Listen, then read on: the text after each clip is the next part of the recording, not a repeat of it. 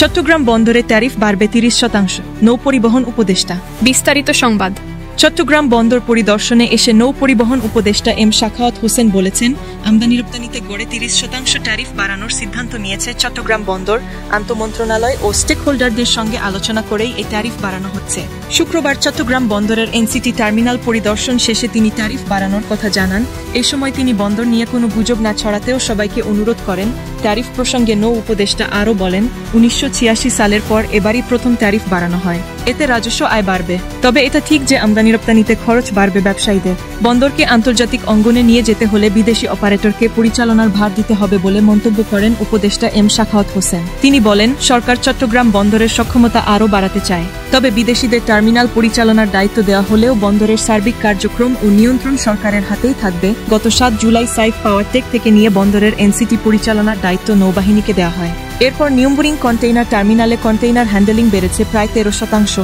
প্রতিদিন গড়ে 3200 একক কন্টেইনার হ্যান্ডলিং হচ্ছে এখন। এই কার্যক্রম আরও গতিশীল হবে বলে আশাবাদ ব্যক্ত করেন তিনি। এ সময় চট্টগ্রাম বন্দরের chairman rear admiral SM Moniruzzaman সহ ঊর্ধ্বতন কর্মকর্তা ছিলেন। শুক্রবার বন্দরে আন্তর্জাতিক মানের কেমিক্যাল শেড উদ্বোধন করেন নৌ উপদেষ্টা।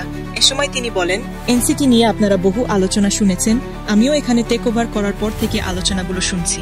17-18 বছর যারা এনসিটিতে ছিলেন আমি বলবো যে ভালো কাজই করেছেন, খারাপ করেননি। তারা তাদের মতো কাজ করেছেন, কিন্তু তাদের থেকে আরও বেশি এফিশিয়েন্ট করার জন্য আমরা উদ্যোগ নিয়েছি। সিঙ্গাপুরের উদাহরণ টেনে তিনি বলেন, সিঙ্গাপুরে বেশিরভাগ বন্দর প্রাইভেটলি পরিচালনা হচ্ছে।